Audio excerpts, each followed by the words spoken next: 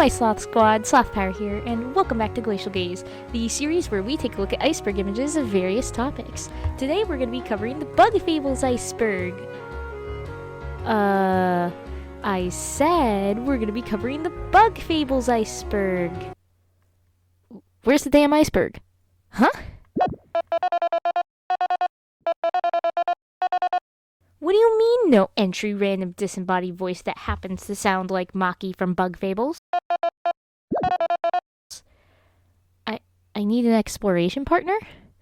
I've been doing these on my own for how long?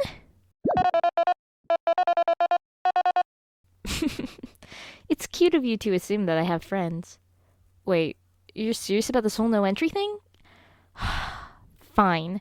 I think I know somebody I can get. Alright, so for the first time ever, I actually have a collab. Everyone, I'd like to introduce you to my very close friend and fellow content creator, ft.FluffyFinn! Hello, my name is Finn, and I'm a small-time Twitch streamer, and I'm a good friend of SlothPower. Today, I have the great pleasure to join the Sloth here in the script of The Bug Fable. Alright, so now that we have that out of the way, let's get started. First of all, if you don't know what Bug Fables is a turn-based RPG in a similar style to the Paper Mario series. You control this trio of 3 bugs on a quest to find the everlasting sapling. That's basically the most you need to know, because I'm not going to really be giving spoilers, which, by the way, big spoiler warning on this entire iceberg. So if you want to play this game by yourself without spoilers, which I recommend you do, please go check out the game. I'll give you 5 seconds to leave. Now that everyone's gone who wants to leave and check out the game themselves, let's get on to take a glacial gaze at the Bug Fables iceberg.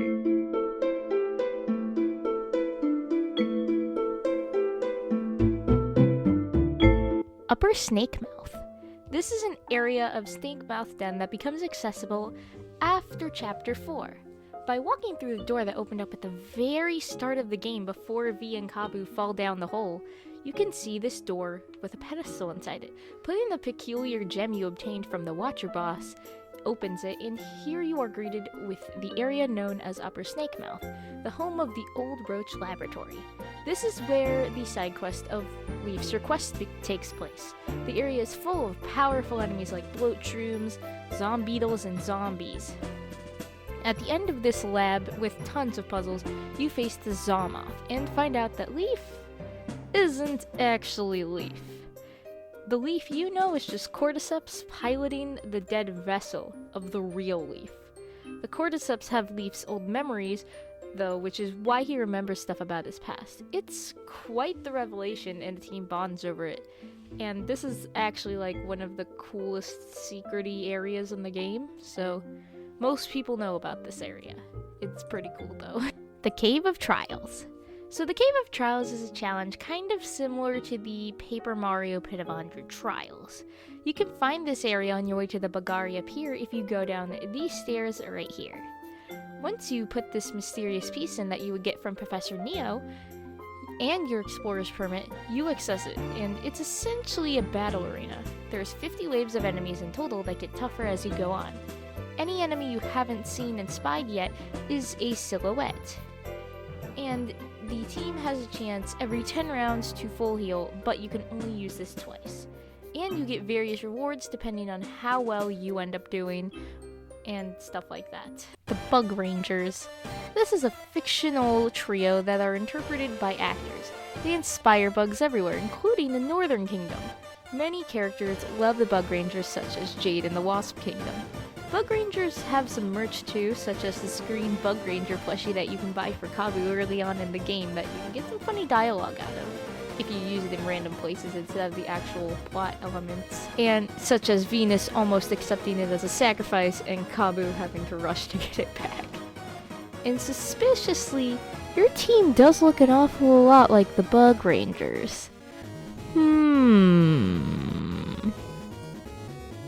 Bounty Bosses. The bounty bosses are 5 optional bosses you can fight for some special rewards. You can accept bounties in the Underground Tavern. The Seedling King can be fought in the area across the river in the outskirts.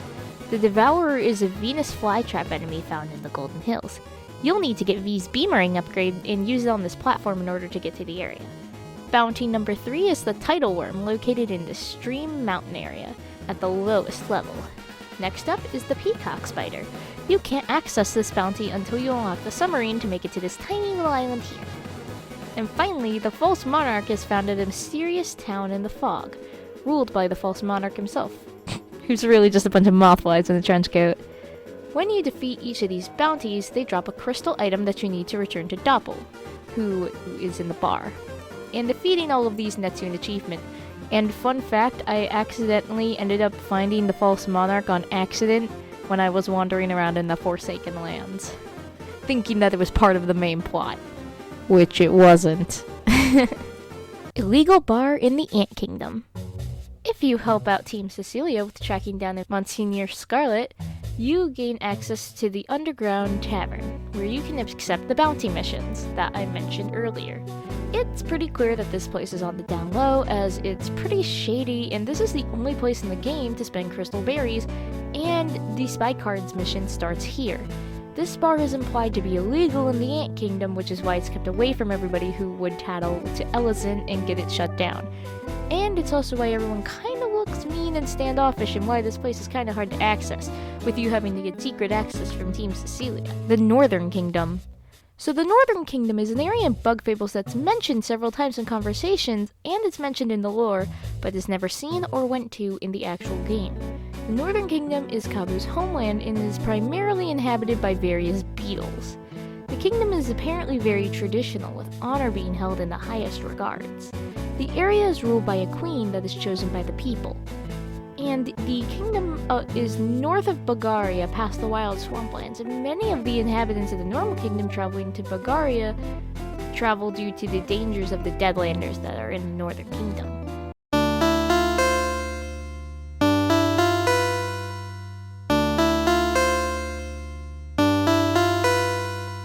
Now, crawlers and wardens react to freezing.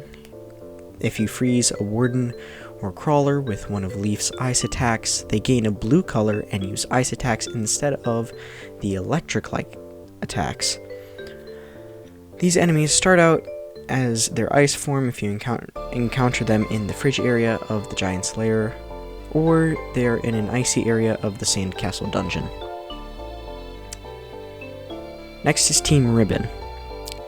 Chompy can be equipped with several ribbons that do various things, like the Pretty Ribbon increasing Chompy's attack by 1, the Shocking Ribbon letting her numb enemies, the Venom Ribbon letting her poison enemies, and Drowsy Ribbon letting her put enemies to sleep. The Team Ribbon is the hardest to obtain by far. You earn it after beating all 50 floors of the Cave of Trials. This is a very hard ribbon to obtain for good reason. If Chompy is wearing this ribbon, her attacks heal 1 TP. And this is an especially powerful asset when combined with the TP core medals, which allow the party to recover 2 TP per medal every 2 turns. The Art of Bagaria. This is the art book that was made for the game. It has 150 pages containing facts and sketches of the game, and you can obtain it by buying it on the Steam page. There are facts that are only seen in here that we're going to discuss later, so this is a good book for a source of information. The official Discord server. There's an official Bug Fables Discord server, believe it or not. The server is pretty huge with about 4,000 members. The community is generally pretty active, with most channels having regularly active members. While most of the channels relate to Bug Fables, there are channels for other games and topics as well. The server frequently hosts events and contests, and the community is just overall very chill. Heck, the devs of the game are even in there. Spoilers have to be tagged from Chapter 5 and beyond, though, so don't think you'll start spoiling things, but overall the community is very sweet and decently tight-knit. Next is the Mar and Gnau in Defiant Route. In the town of Defiant Route, you can see the personas of the 2 developers from the game. Marcio Clayton, or just Mar, is the programmer for the game, and Jose Fernando Garcia, or Gnau, is the designer and writer for the game. Gnau is a bumblebee that hangs out in the market, and is actually part of V's side quest, with you having to trade an ant doll from the Ant Kingdom for some fabric. Mar is a mantis who is a little harder to find, as you can only see him during Chapter 4 in the bar. Next is a pretty big piece of lore. The fact that Bug Fables takes place in a post-apocalyptic world. In the lore of Bug Fables, you might not have caught on to something very quickly, but most of the bugs are anthropomorphic. There's a lot of human junk lying around with no humans, and the dead land is straight up an abandoned human house. Reading the description of the Day of Awakening in the lore book reveals that some cataclysmic event wiped out the giants, leaving only bugs and animals behind, with some bugs eventually gaining sentience and sapience. So why? What was this event that caused everything that wasn't a bug to disappear? It seems to be nukes. Why? Well, if you look at the various dead landers, they all seem to be mutated, especially Deadlander Omega, which almost looks like a mutated human. Wow, this lore is pretty freaky. But it does explain how the bugs evolved. Some lesser bugs are real animals. Believe it or not, during the Day of Awakening, the giants suddenly vanished and only bugs and other creatures were left. First, roaches gained sentience and used crystals as a power source, with the Mother Crystal somewhere deep in the Forsaken Lands providing Bugaria protection from the outside world. After this, bugs like ants, bees, wasps, moths, and the like evolved to gain more sentience and evolved in certain ways. Some bugs, however, did not evolve, leading to our point. Certain bugs like spiders, weevils, midges, and the like never reacted to the Day of Awakening and remain as these lesser uncivilized and act ferocious, attacking anybody who comes near. These lesser bugs are enemies you fight off in the game, like spiders, midges, weevils, snails, and whatever all the other lesser bugs are with no sentience. Our next point is the Chomper Cave. The Chomper Cave is an area that is found on the path to the Golden Settlement. The earliest you can access it is at the end of Chapter 3, since you need Leaf's Bubble Shield skill in order to walk over the Ocean of Spikes. This cave contains Chomper, Brutes, quite a few Chompers, with a secret boss at the end, Mother Chomper. Defeating this secret boss grants you a Chomper Seed, which you can give to Professor Honeycomb, who will grow the seed into a baby Chomper, which you get to name and keep as an extra party member. Believe it or not, V and Kabu have approximate canon ages. The developers of Bug Fables have confirmed that both V and Kabu have approximately the same age. V is said to have around 16 to 17 years old, while Kabu is in his early 20s.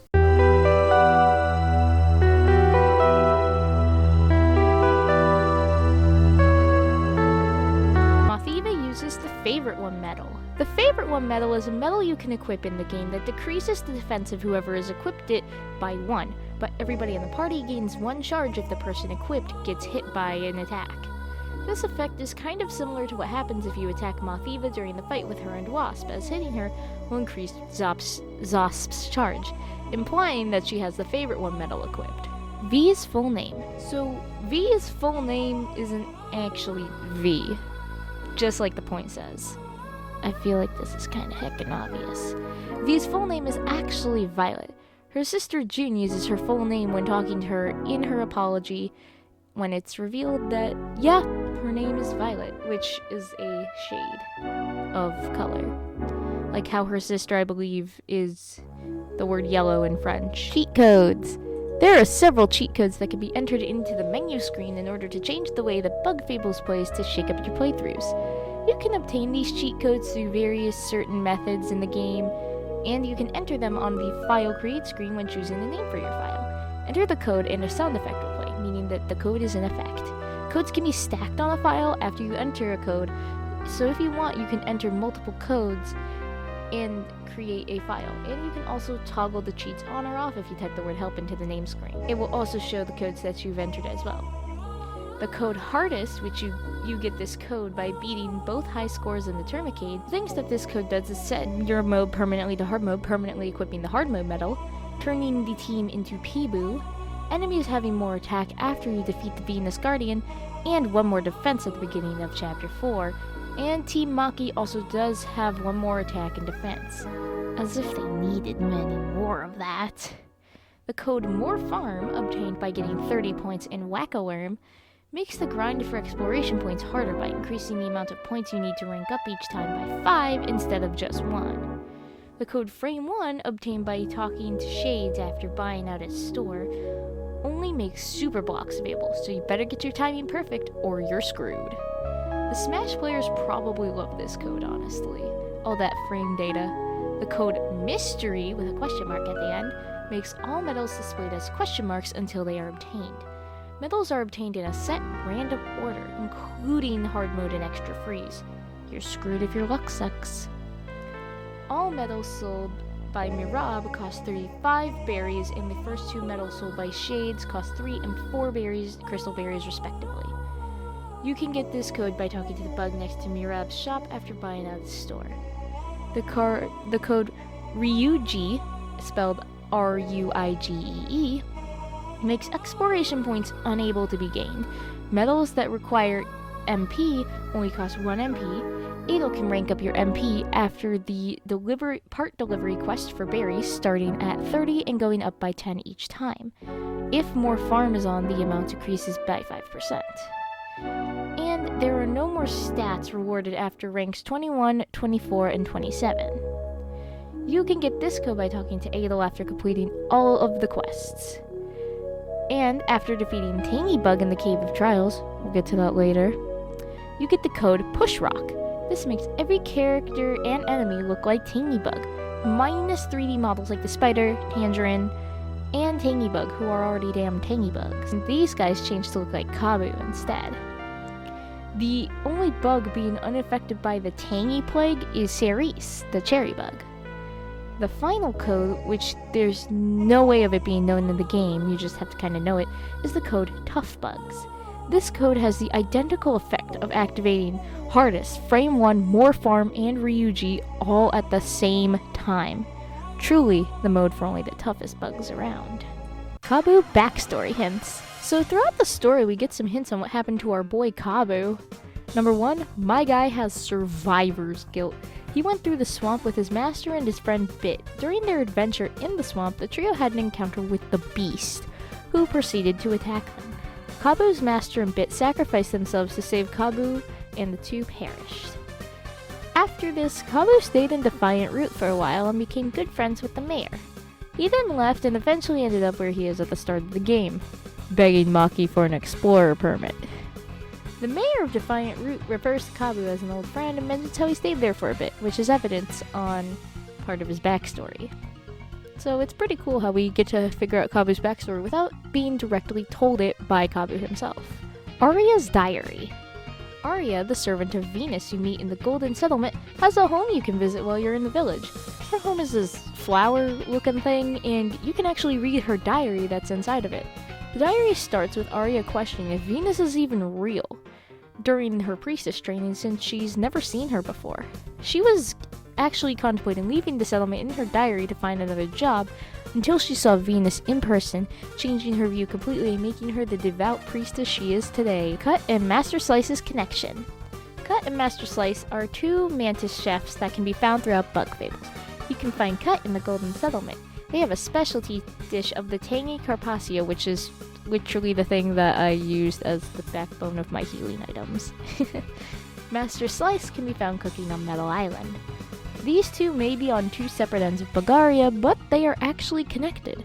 Master Slice was Cut's master, who taught Cut themselves how to be a master chef, which is pretty cool. We get some more extended lore. White bees from the north. In the previously discussed illegal ant bar, you will see a waitress bee named, well, Bee. Very clever, guys. She's more pale in color than the other bees in Bulgaria, as you can see when comparing her to our lovely V here. If you spy on V, and by that making Kabu tell us facts about her, Kabu mentions how white bees are actually from the north and that they tend to work outside of the hives. Zospec's Mothiva is canon.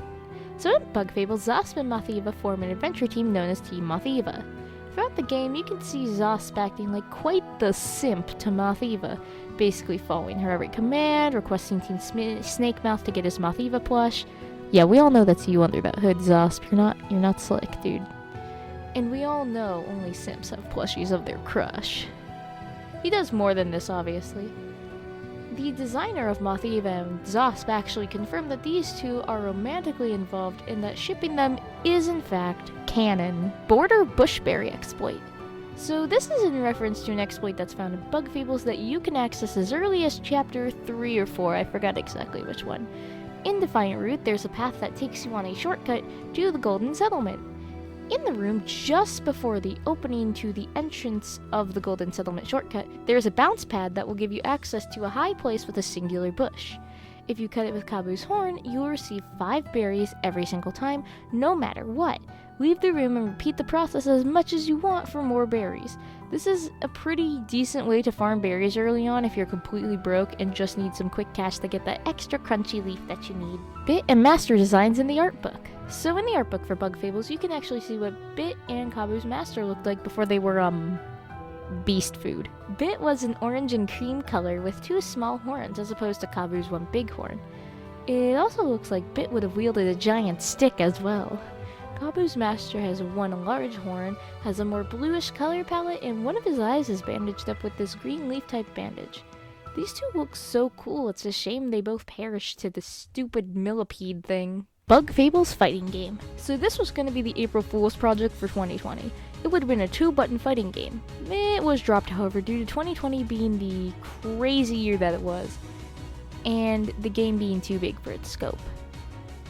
We do have some ideas on what the game could have been. We have a potential moveset for V and Janet, and then Kabu was said by default to have the spiky bod metal equipped so he could do damage by blocking, and Leaf would just straight up freeze you. Other characters that would have been in here are Tangerine, General Ultimax, Mecha Hoax, Queen Elizant II, Maki, Celia, Stratos, and Delilah, Zosp and Moth-Eva as a duo character, and the greatest, best character in all of the Bug Fables canon, the Seedling Slayer. And speaking of fighting games, when asked about how Bug Fables could be represented in the Smash Bros. Series, Gino actually stated that he would want Team Snakemouth to be characters that would have a swapping gimmick, similar to Pyra and Mythra in Ultimate. So that's just a cool little side fact. But yeah, we could have gotten the Seedling Slayer, the best character in all of Bug Fables. Bug Fables Aphid Farm. So for April Fool's Day of 2021, Moonsprout Games released an itch.io game. It's known as the Aphid Festival, and the best way I can describe it is Chow Garden with aphids. You're a new farmer in the Golden Settlement who has to raise an aphid. There are 3 different locations: the farm, the town center, and cut. The farm is how the player gets berries, which they gain by petting their cute little aphid. In the town square, you can battle with Tangerine. Tapping him makes the aphid attack him, continuing until the aphid reaches 1 HP before it gets too tired. At cuts, you can make food for your aphid, which restores some HP. It costs 20 berries, and your aphid has a food preference between the foods it can get. Finally, once the aphid reaches level 10, you can pick a suitor for it and breed them, creating an offspring to raise. The game lets you see 20 previous generations of aphids. So yeah, just a cute little pet game for April Fool's Day.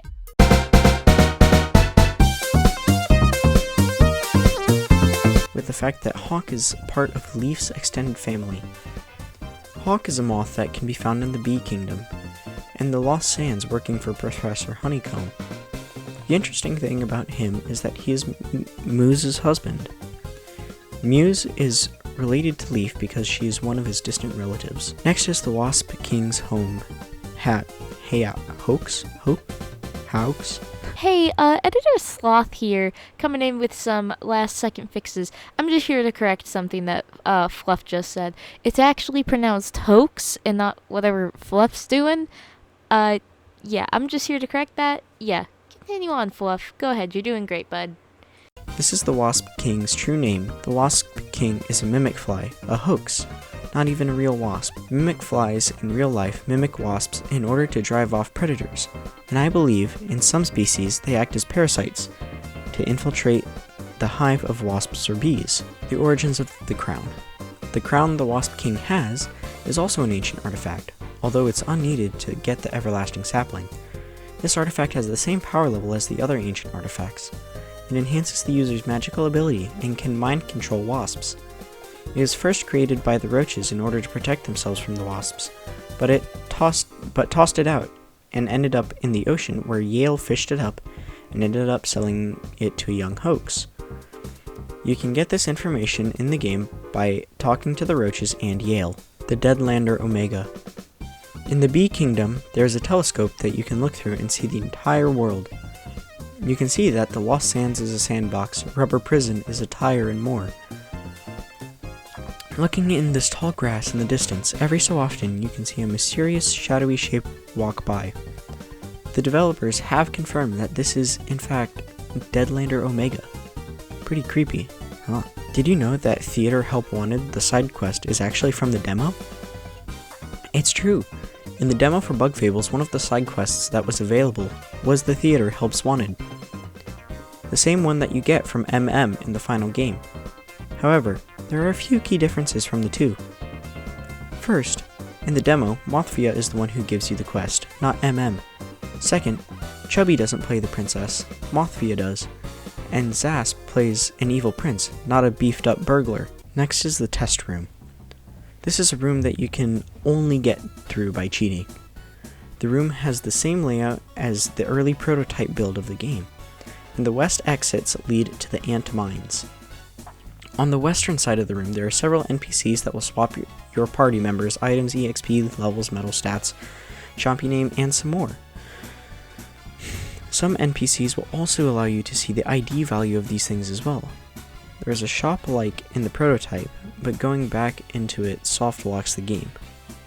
There are a few random objects such as a cuttable bush, movable rock, and more. On the east side of the room, there are NPCs that warn you to events. In the south, there is a Mother Chomper where you can select battles from. In the center, there are a few passive ruffians and the bandits, as well as some interactable objects. Obviously, this room is only used to test out things to make sure that they work. Team Slacker's origins. Team Slacker is the team in Bug Fables that usually sit on the sidelines and do nothing. The origins of these two, found in the art book, state that Stratos and Delilah were from an RPG that was scrapped by the devs, where Stratos was a lizard and Delilah was jellyfish. Their bug forms reflect this well, with Delilah being a mosquito, because jellyfish, and Stratos being a Hercules beetle, because of his size. Did you know that Zasp was originally supposed to wield lightning magic? I guess it makes sense. His name does sound kind of lightning-y. Zasp in Bug Fables attacks with swift kicks and throwing needles, but originally he was going to have lightning magic. Zasp was supposed to be much stronger than Mothvia as well, but hid his strength so Mothvia wouldn't feel weak. This was cut though. If you look closely, you can find traces of a scrapped jumping tutorial. You notice this random bunch of sticks and a few rocks in an area on the outskirts on your way to Snakemouth. According to Gnau, there was going to be a jumping tutorial here, but they changed it to where V was going to say that she was too lazy to cross over the obstacles, and Kabu would just tell her that she could jump. It was scrapped since, well, I don't think it's that hard to figure out. Did you know that originally Honeydrop and Crunchy Leaf had tiered variants? Crunchy Leafs and Honeydrops, the old reliable HP and TP restoring items. These two items are assets for every player, especially early on. Initially, they were going to be tiered variants of both of these items, but this was eventually replaced with the better cooking system so that the Crunchy Leaf and Honeydrop would not effectively be discarded by the end of the game. The Hollow Tangy. This is a secret boss that you can encounter if you have either Tangy Berry in the 4th item slot at the end of the Cave of Trials, or you have at least 4 Tangy Berries on you. The foe will appear holographic, and using the spy specs shows the name as Tangy Bug. It shows up as a hologram since enemies you haven't logged show up as shadowy hologram. Aha, so I forgot to include this in layer 4 of the Iceberg, so I'm gonna include it now. Leaf was originally red. So Leaf's blue color was not the color that Leaf was originally all those years ago. When Leaf and his team first arrived in Snakemouth, Leaf was actually red, until Leaf, of course, died and got infused with the cordyceps due to the roaches.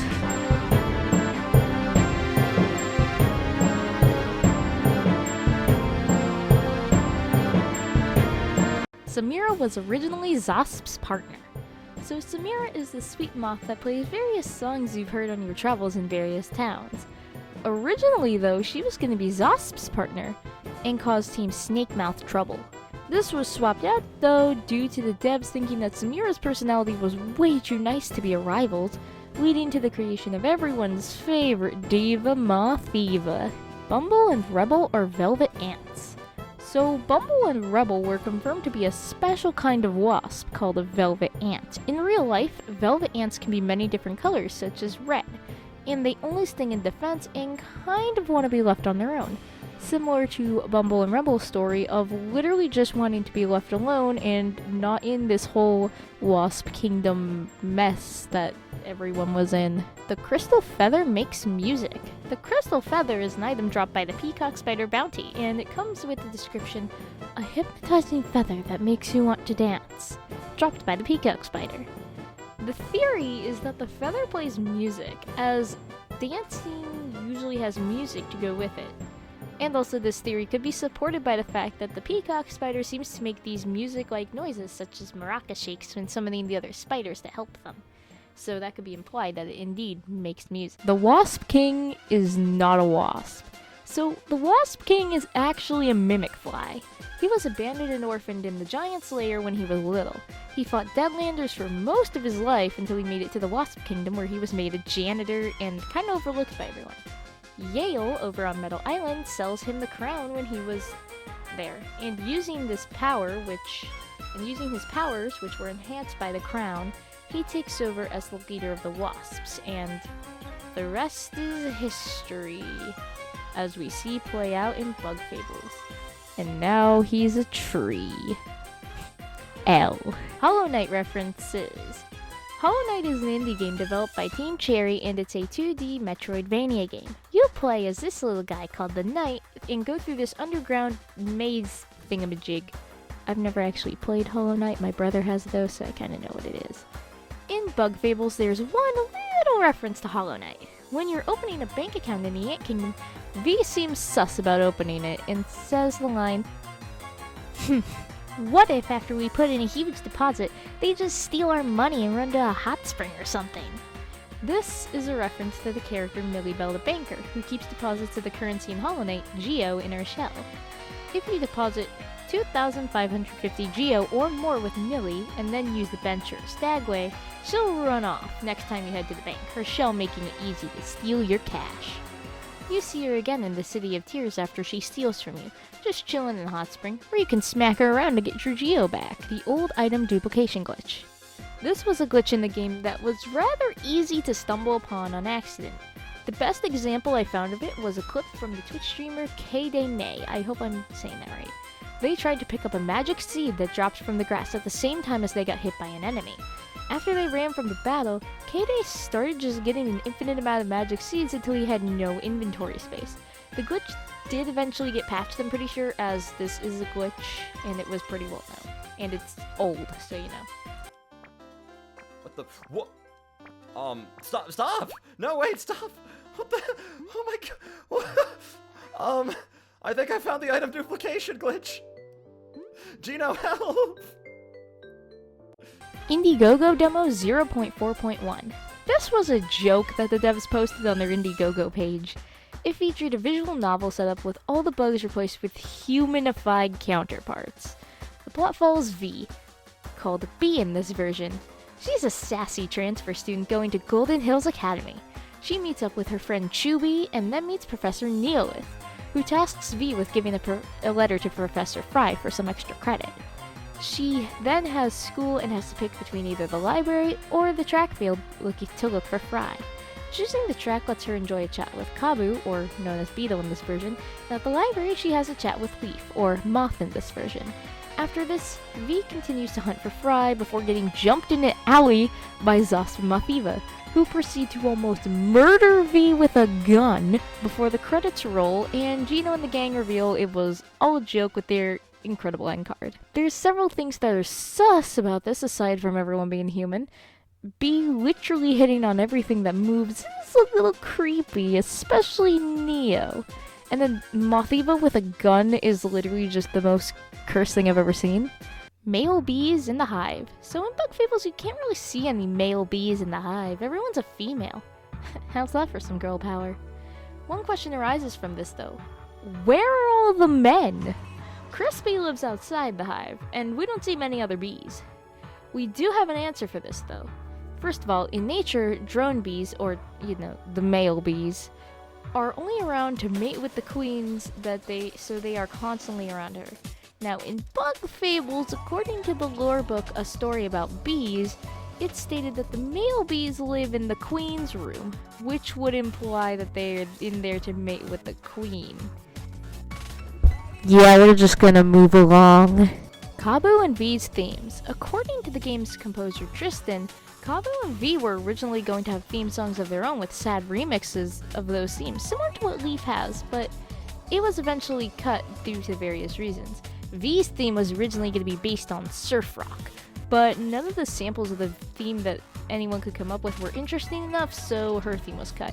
And then in Kabu's case, the devs couldn't actually agree on what it should sound like, and it was shelved, and then eventually cut due to the low priority of Kabu's theme just being a thing, so yeah. It would have been cool, but yeah, I'm sure this was probably the better choice. 3D Deadlanders. The Deadlanders are by far the most standout enemy in Bug Fables. They're creepy, barely even look like bugs, and they hit like a truck if you can't block their attacks. These guys, minus the Deadlander Omega, have 2D models. Originally though, all of the Deadlanders were going to have 3D models, but this was cut after only Alpha's model was made. I guess the devs thought the models weren't as good as the 2D ones, but hey, at least we have T-Posing Deadlander Alpha board game. In the Termicade in Bug Fables has two games, Might Night, a dungeon crawler style game, and Flower Journey, a Flappy Bird-like game. There's actually going to be a third game simply known as Board Game right now. The game was going to be a Paper Mario style game, as you can see from this one screenshot we have, with crystal berries being the stars and normal berries being your coins. There's some unused tech stuff implying stuff like keys to open gates on the board and having an inventory. It also looks like from this one screenshot that you could be able to play as either play as a Wasp Scout or play against a Wasp Scout. There are some unused sprites for spaces in the game, such as a question mark space, an increase and decrease berry count, some leaf thingy, a neutral space, and a battle space. Very cool. This probably would have been pretty fun. Tarantulas are awakened. So we've discussed the Day of Awakening a few levels up and said that spiders were among the few bugs that weren't awakened. Well, that was a little fib. Tarantulas are actually fully awakened, as much as the other bugs. As you can see, the big evidence for this is in the Wizard's Tower, which is inhabited by a tarantula spider that has all the characteristics of an awakened bug, so it's safe to say that tarantulas are one of the exceptions to this rule. There are more flower deities? In one of the rooms in Snakemouth Lab on these monitor things, you can see what looks to be Venus in the middle with two more flower deities on either side, as well as occasionally what looks to be Leaf or Zommoth at least, flashing up in one of the corner monitors. So the flower on the left is called Mars, and then the other one is called Pluto. So this basically confirms that Venus isn't the only flower god out there. What's more intriguing than these other two flower deities is with the flashing Zommoth image up there, it only flashes every once in a while for a split second. What the heck is this implying? Does this imply that the roaches created Venus? Is Leaf on par with a literal goddess? The roaches' lab entries were talking about something that could rival gods, that ending up being the Cordyceps experiments. This room just leaves a lot of questions, but at least we know there's more than Venus out there. Maybe in future installments we'll get to see more of these other flower deities.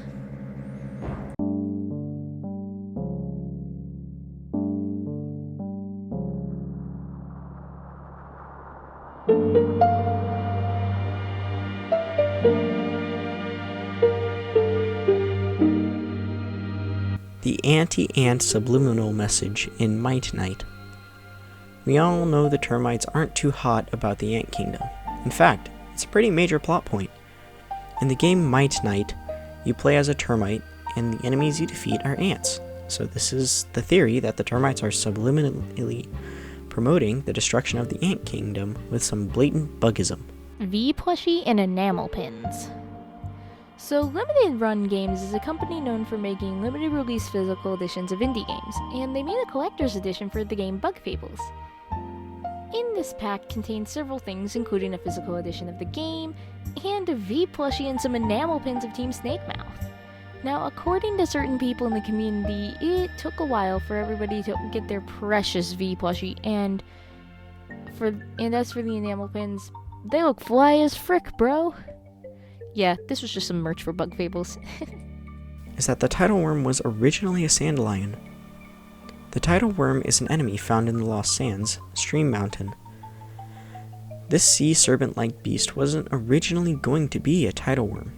Originally, the devs were planning on making him a sand lion, but realizing a sand lion wouldn't exactly fit in the tide-themed area, and swapped it to the tidal worm.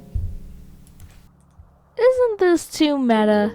In the test room of Bug Fables, there's a test enemy you can fight, fittingly and creatively named Mr. Tester. He can't be killed, and the fight is just to test out battles. The interesting thing is that if you use your spy mechanic, you can actually get little spy messages. Kabu's just being Beetle Tattle, and V's is Bee Tattle, and Leaf says, "Isn't this too meta?" And that's just the entire point. Yin and the Day of Awakening. Yin is a very mysterious bug. Maki finds her as a caterpillar that can barely talk, and after you defeat the Wasp King, she becomes a larva you have to defend with Maki until she hatches into a moth with powerful magic abilities. Now, there's nothing in the game that directly states how Yin relates to the Day of Awakening, but based on the lore books, I have a few ideas. First of all, one of the lore books talked about the Era of Deceit, a time when not all ants, bees, and other bugs of the awakened species had fully evolved and awakened, causing some frustration and disputes on how the passing of time rectified this. Well, Yin seems to not be fully awakened when we first meet her, barely being able to fend for herself, and Maki and Kina having to protect her. In the lore book right after this one, it talks about how if a bug in the caterpillar or infant stages gets interrupted, there could be unforeseen consequences, such as the possibility of turning into a lesser bug. Maybe Yin got interrupted at a stage in her life so she had a stunted growth, or maybe she almost became a lesser bug until Maki rescued her. These are just a couple of theories that I came up with, so I could be extremely off, but that's what makes sense to me based on the lore we were given. Cooking with no ingredients. If you try to cook with no ingredients, you get some special dialogue from each of the chef characters. Fry says, "Hey, wait, you don't have enough ingredients. How do you expect to eat your chow if you have nothing?" Cut says, "Nice try, funny folk. I can't cook with nothing." And Crispy will say something along the lines of, "There's not enough to go around, so come back when you have more food." Most people probably would not think to try this, so the dialogue is actually slightly rare, which is a pretty cool detail. Cerise. Originally, Leaf was going to be named Cerise, not to be confused with the cherry bug of the same name. Cerise was going to be a purple moth, and this idea was dropped when Leaf's story got rewritten into him having a family and his name being an anagram for life. Ironic considering he's been dead for ages and is basically a zombie. Paper bugs / bug things. The old names for the Bug Fables, as the devs first called the game, Bug Thing later on.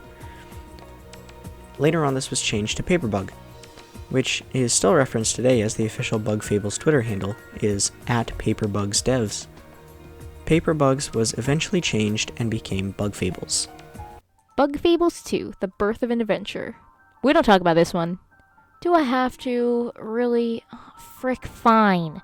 This is a meme that was created where basically it's an image of Leaf looking shocked at something. You can see in the image, in the reflection of Leaf's eyes, that... Hold on. You can see in the image, in the reflection of Leaf's eyes, that it's Kabu and V is prey. This is pretty not okay, but at least it's just a meme so we can all forget about it. right? Thank you guys so much for watching. If you are new and liked what you saw, don't forget to drop on and subscribe to Sloth Power. And I'd also like to give a special thank you to my exploration partner, F.LuffyFinn, for joining me on this iceberg video. I couldn't have done it without their help, so thank you so much. You guys can come check out my Twitch at https://twitch.tv/FluffyFinn. And also, I'd like to thank everybody on the Bug Fables subreddit and everybody who helped me out with this iceberg, because, yeah, it definitely was a huge undertaking to make this iceberg, so thank you to everybody who helped out with it. All of your names should be in the special thanks going on, like, right now. I hope you guys enjoyed. I know I absolutely had a blast collaborating with Sloth Power on this, and Bug Fables is a great game, I think. If you like this iceberg, you guys should definitely go try it out. We have a Discord server, in fact, known as the Sloth Squad. There is a link in the description as well as in my About page. You can also follow my Twitter. It's kind of inactive right now, but you can still follow it. I have a featured fan art. Big shout out to Orochi Virus on my Discord server for drawing me this awesome fan art of my avatar from the World Ends With You iceberg video. And yeah, you guys can make fan art and post in my Discord or at me on Twitter if you guys want to be featured in the next video. I will give you a shout out.